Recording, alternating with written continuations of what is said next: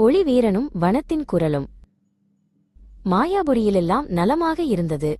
மாயாவன் இப்போது தீயவன் அல்ல. அவன் தன் மாயாஜாலத்தால் குழந்தைகளுக்கு அழகான வண்ணத்துப் பூச்சிகளை உருவாக்கி காட்டினான். கதிரவன் அதை பார்த்து மகிழ்ந்தான்.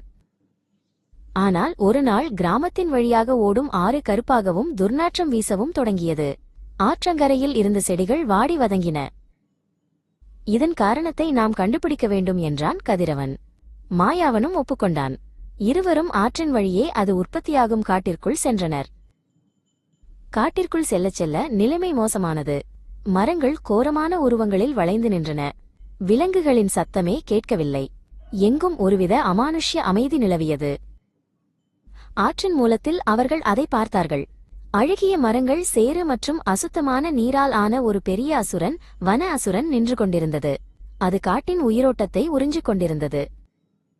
நான் இதை தடுத்தாக வேண்டும் என்று கதிரவன் தன் தாயத்தை பிடித்தான். பிரகாசமான ஒளி அவனைச் சூழ்ந்து அவன் ஒளி வீரனாக மாறினான். ஒளி வீரன் தன் ஒளிவாளால் அசுரனை தாக்கினான்.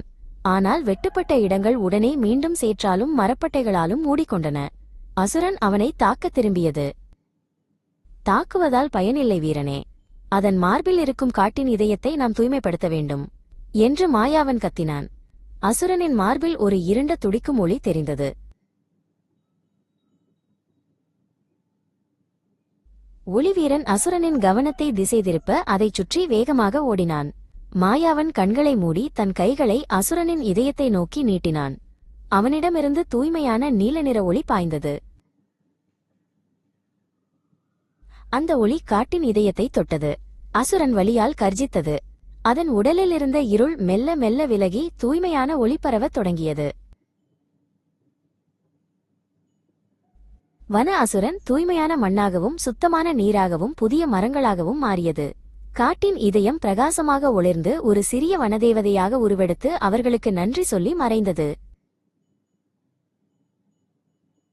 கதிரவனும் மாயாவனும் கிராமத்திற்கு திரும்பினர். ஆறு மீண்டும் சுத்தமாக ஓடியது. உண்மையான வீரம் என்பது அழிப்பது மட்டுமல்ல, குணப்படுத்துவதும் தான் என்பதை மாயாபுரி மக்கள் கற்றுக்கொண்டனர்.